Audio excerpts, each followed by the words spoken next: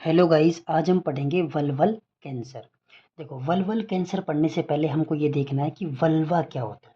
ठीक है, तो वल्वा क्या होता है? ये एक फीमेल एक्सटर्नल जेनेटेलिया होता है। ठीक है, जैसे लेबिया मेजोरा, लेबिया माइनोरा और क्लाइटोरिस, इन सबको कंबाइनली हम क्या बोलते हैं? वल्वा बोलते हैं। ठीक है, अब देखो, अब जब वल्वा की जो सेल्स होते हैं उनमें अनकंट्रोल ग्रोथ हो जाए, एबनॉर्मल ग्रोथ हो जाए, तो उससे क्या हो जाता है? कैंसर हो जाता है, जिसको हम क्या कहते हैं? Vulval cancer. ठीक है, अनकंट्रोल एबनॉर्मल सेल ग्रोथ। ठीक है, अब कुछ हमें इंपॉर्टेंट पॉइंट्स को याद रखना है हमको। ठीक है, तो जो मोस्ट कॉमन टाइप होता है वल्वल कैंसर का, वो कौन सा होता है? Squamous cell carcinoma. Squamous cell carcinoma means जो वल्वा होता है उसकी जो आउटर कवरिंग होती है, वहाँ पे कौन से सेल्स होते हैं? स्क्वेमस सेल्स होते हैं। ठीक है, तो उनकी क्या हो जाती है? अनकंट्रोल ग्रोथ हो जाती है, जिसकी वजह से क्या हो जाता है? स्क्वेमस सेल कार्सिनोमा हो जाता है। ठीक है, सेकेंड मोस्ट कॉमन टाइप होता है मेलेनोमा। ठीक है, फॉलोड बाई एडिनोकार्सिनोमा। अगर इन दोनों में से चूज करने को आए क्वेश्चन में, तो हम क्या चूज करेंगे? मेलेनोमा। ठीक है, फिर उसके बाद एडिनोकार्सिनोमा। ठीक है, अब मेलेनोमा क्या होता है कि जो वल्वा के अंदर जो सेल्स होते हैं, जो पिगमेंटेड सेल होते हैं, उनकी अनकंट्रोल ग्रोथ हो जाती है, जिसकी वजह से क्या हो जाता है? मेलेनोमा वल्वल कैंसर हो जाता है। ठीक है, उसी प्रकार से अगर जो वल्वा की जो ग्लैंड्स होती है उनके अंदर कैंसर हो जाए, तो उसको हम कहते हैं एडिनोकार्सिनोमा। ठीक है, तो अब इन तीन में से चूज करने को है, तो ऑर्डर क्या होगा? सबसे most common vulval cancer is squamous cell carcinoma, second melanoma, third adenocarcinoma.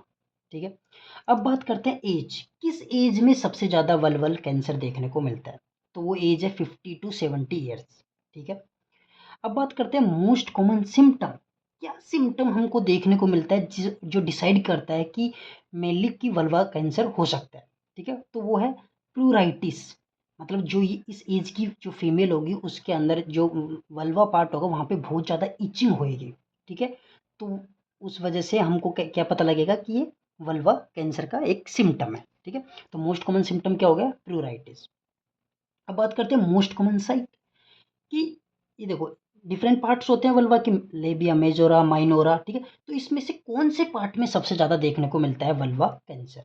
तो लेबिया मेजोरा में ज़्यादा देखने को मिलता है as compare to labia minora. ठीक है, अब बात करते हैं हम रिस्क फैक्टर्स। कौन कौन से रिस्क फैक्टर है जिसकी वजह से वल्वल कैंसर होता है?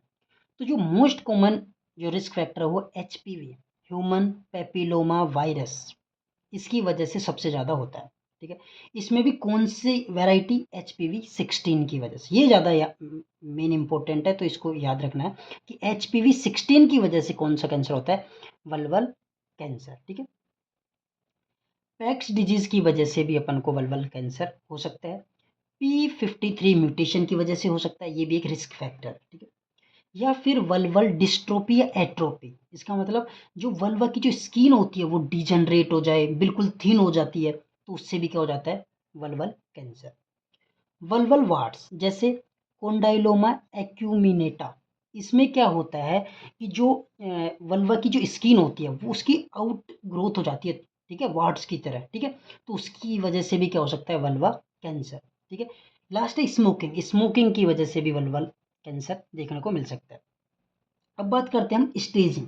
ठीक है, तो stage 1A means, stage 1A का मतलब है कि जो ट्यूमर है उसकी साइज कितनी है? 2 सेंटीमीटर से कम हो, और जो डेप्थ हो वो 1 mm से कम हो।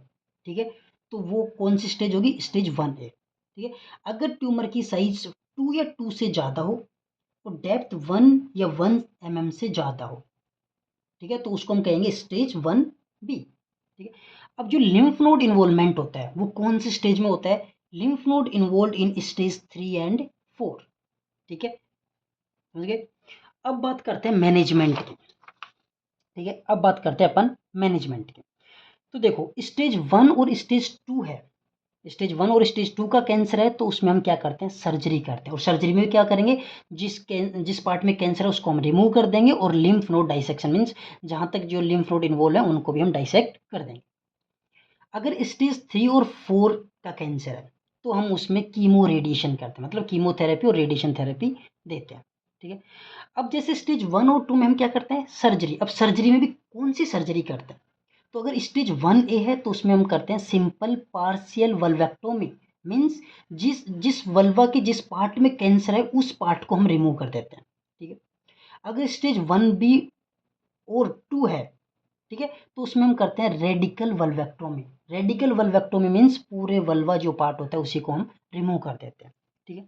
अब बात करते हैं हम लिम्फ नोड डाइसेक्शन, मीन्स किस स्टेज में लिम्फ नोड इन्वॉल्व होते हैं। देखो स्टेज 1A में हम कोई लिम्फ नोड डाइसेक्ट नहीं करते, ठीक है। स्टेज 1A में अगर लिम्फ नोड पाल्पेबल है, हम चेक करेंगे कि जो लिम्फ नोड है वो पाल्पेबल है या पाल्पेबल नहीं है। अगर पाल्पेबल है तो हम bilateral inguinofemoral lymph node dissect करते हैं, ठीक है। बाइलेटरल दोनों साइड की हम डाइसेक्ट करते हैं। अगर पाल्पेबल नहीं है तो स्टेज 1A में सिमिलर कोई लिम्फ नोड डाइसेक्शन नहीं करते, और बाकी जितनी स्टेज बच गई उनमें हम क्या करते हैं, इंग्वाइनोफिमोरल लिम्फ नोड डाइसेक्ट करते हैं। अब हम कैसे डिसाइड करेंगे कि दोनों साइड के जो इंग्वाइनोफिमोरल लिम्फ नोड्स हैं वो डाइसेक्ट करना है या एक साइड के करना है। तो उसको डिसाइड करने के लिए अपन को क्या देखना पड़ता है, देखो always do bilateral inguinofemoral lymph node, ठीक है, हमेशा दोनों साइड के करने हैं, एक्सेप्ट कब एक साइड के करने हैं, if all the following conditions are fulfil. अगर ये 3 कंडीशन फुलफिल है तो हम unilateral inguinofemoral lymph node dissect करेंगे।